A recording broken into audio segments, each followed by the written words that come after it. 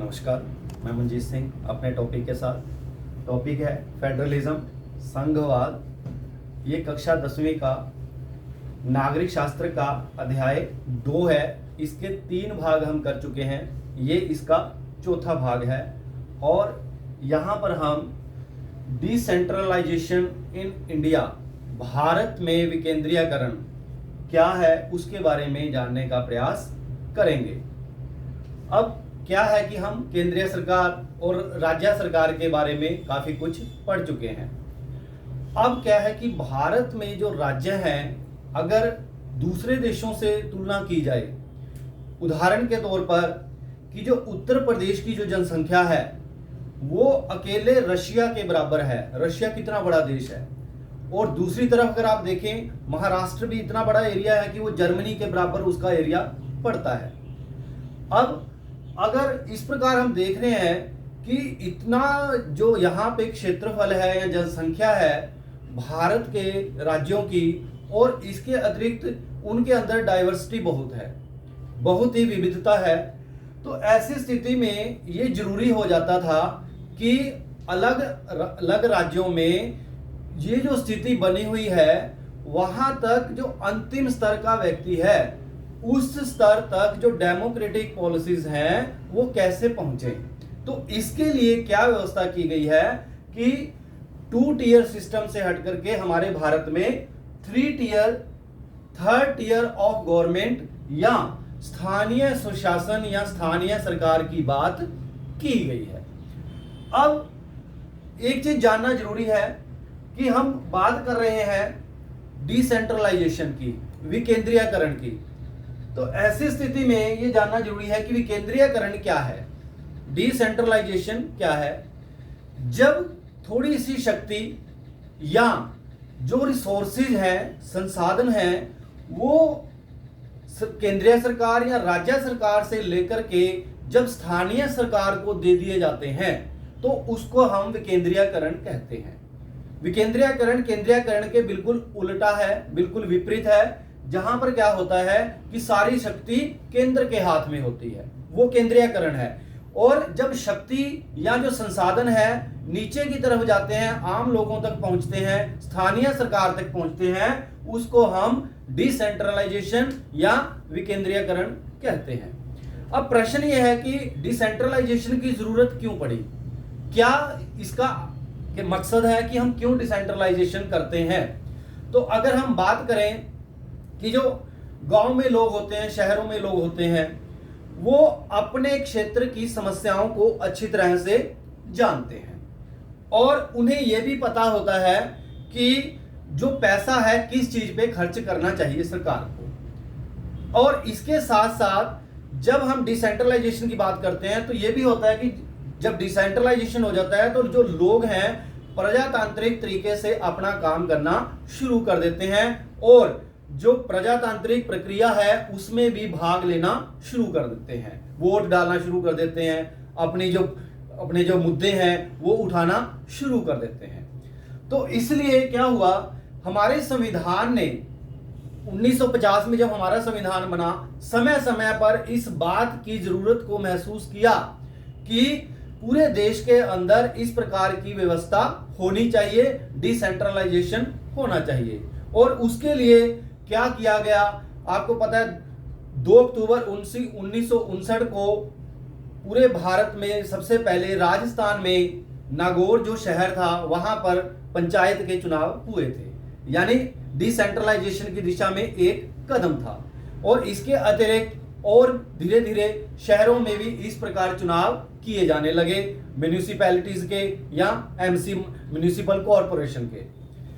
लेकिन क्या हुआ, ये जो चुनावी प्रक्रिया थी रेगुलर नहीं होती थी, यानी पंचायत बना दी लेकिन कई 10 साल के बाद, कभी 20 साल के बाद चुनाव होने लगे। और जो दूसरी बात यह थी कि जो स्टेट गवर्नमेंट थी उसका पूरी तरह से उसके ऊपर कंट्रोल रहता था, नियंत्रण रहता था। और तीसरी बड़ी बात क्या थी कि इन लोगों के पास, स्थानीय जो गवर्नमेंट थी उसके पास ना तो पावर होती थी ज्यादा और ना ही उसको संसाधन मिल पाते थे।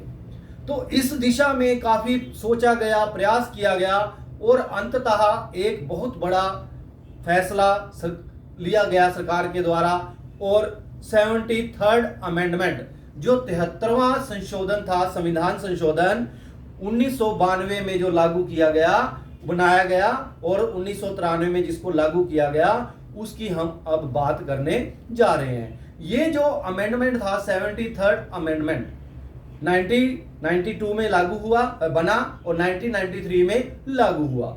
अब इसके, क्योंकि ये संवैधानिक बॉडी थी, एक प्रकार से उसको क्या था, संविधान की तरफ से बैकअप मिल गया, और जब संविधान की तरफ से कोई चीज आप बैकअप हो रहा है किसी चीज का, इसका मतलब उसको इंप्लीमेंट करना बहुत जरूरी है। तो ये 1992 का जो 73rd अमेंडमेंट था, उसके कुछ जो प्रोविजन थे उसकी हम अब बात करने जा रहे हैं। वो जो प्रोविजन थे हम एक एक करके इनकी बात करेंगे और फिर आपको समझ में आ जाएगा। पहली बात जो है वो थी कि रेगुलर इलेक्शंस, ये जो पंचायत समितियां हैं, पंचायत, ग्राम पंचायत है, या शहरों में जो नगर पालिका होंगी या नगर निगम होंगे, उनके जो चुनाव है रेगुलर होने चाहिए। और भारत में ये जो समय अवधि तय की गई है 5 साल के लिए, और अब इस प्रकार हर 5 साल के बाद वहां पर रेगुलर नियमित रूप से चुनाव करवाए जा रहे हैं। इसके अतिरिक्त क्या है, रिजर्वेशन, क्योंकि भारत में कुछ ऐसे वर्ग थे जो अभी वंचित थे अधिकारों से, उनको अधिकार दिलाने के लिए यह कहा गया कि इसमें सभी, चाहे वो ग्राम पंचायत है, पंचायत समिति है, जिला परिषद है, नगर पालिका है, नगर निगम है, उन सब में इन लोगों को आरक्षण दिया जाएगा ताकि इनको भी समान प्रतिनिधित्व मिल जाए। और इसीलिए जो अनुसूचित जाति है SC, और जो अनुसूचित जनजाति है ST, और जो दूसरी पिछड़ी जातियां हैं OBC, उनके लिए यहां पर व्यवस्था की गई है आरक्षण की, यानी कुछ सीटें वहां पर वो लोगों के लिए बनी रहेंगी। इसके अतिरिक्त 1/3 वीमेन, यानी जितने भी सीटें होंगी उसमें 1/3 वहां पर जो स्त्रियां हैं या महिलाएं हैं उनका होना बहुत जरूरी है। यानी 1/3 वीमेन्स जो हैं वो भी यहां पर बता दी गई हैं कि जितने भी यहां पे सीट्स हैं 1/3 महिलाओं का होना उसमें बहुत जरूरी है। हालांकि हम विधानसभा और लोकसभा में बात कर रहे हैं कि वहां भी 1/3 होना चाहिए, लेकिन अभी तक संसद के द्वारा वो नियम नहीं बनाया गया है। लेकिन पंचायती स्तर पर, स्थानीय स्तर पर ये जो बात है लागू की जा रही है।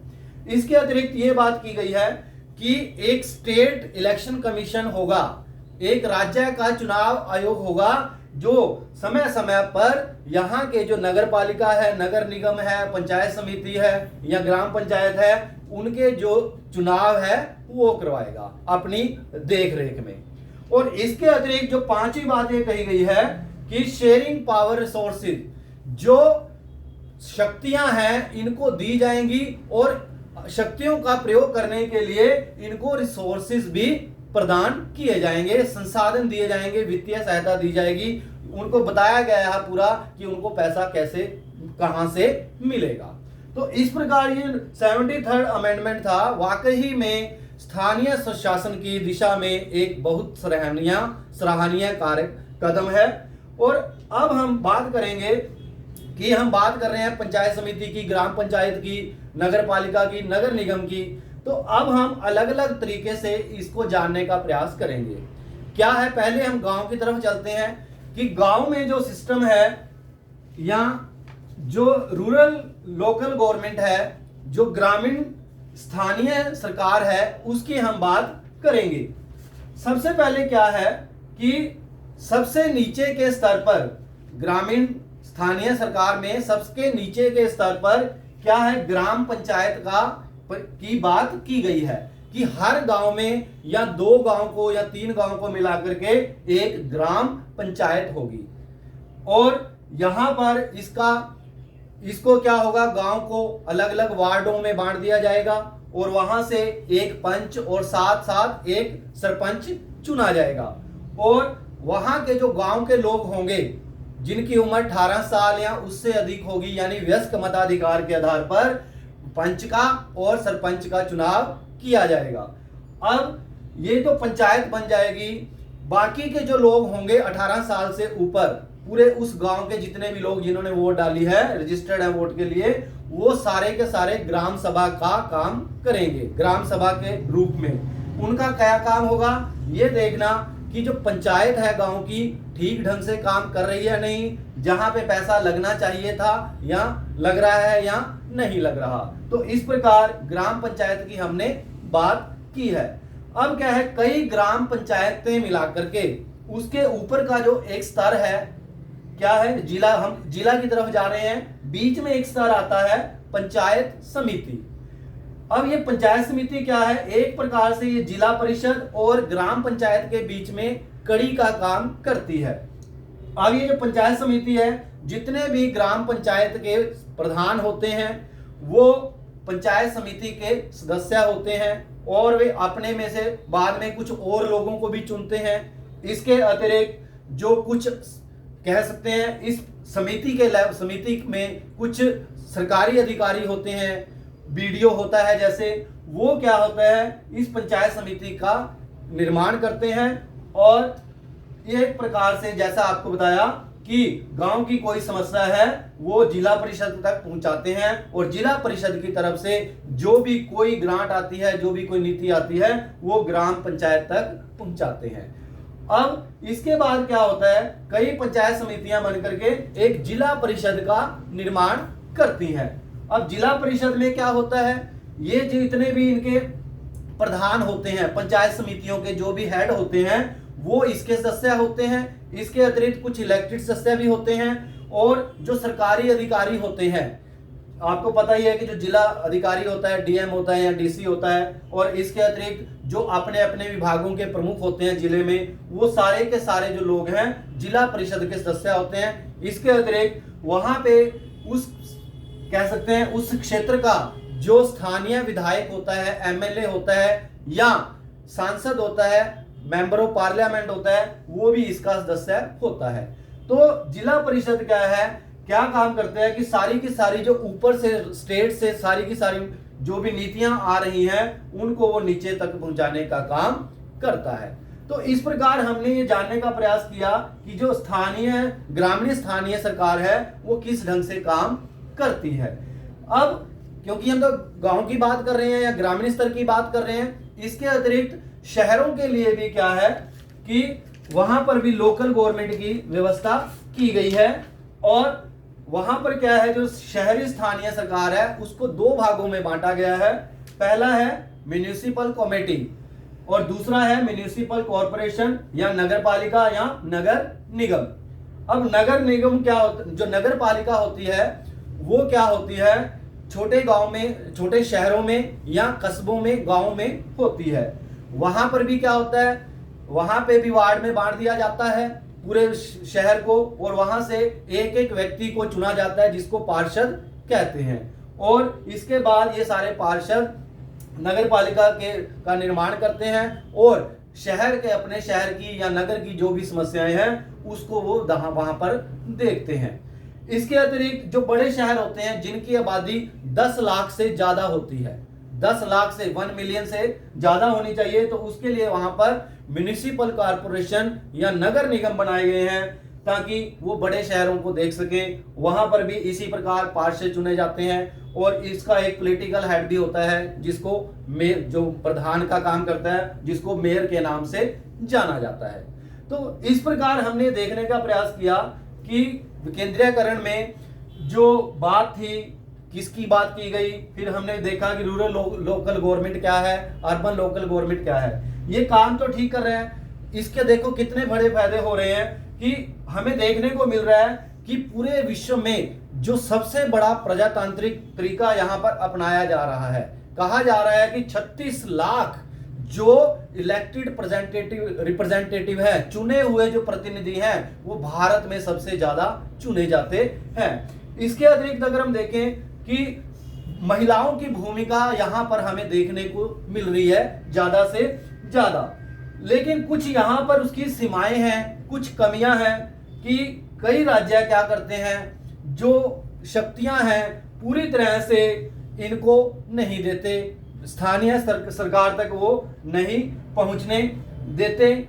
और इसके अतिरिक्त ये भी जरूरी है कि जो कंट्रोल है वो कम से कम हो स्थानीय सरकार पर, ताकि ये जो लोकल गवर्नमेंट है अपने ढंग से अपने काम को अच्छी तरह से वो करती रहे। तो उम्मीद है कि इस प्रकार ये जो विकेंद्रीयकरण है आपको समझ में आया होगा। धन्यवाद।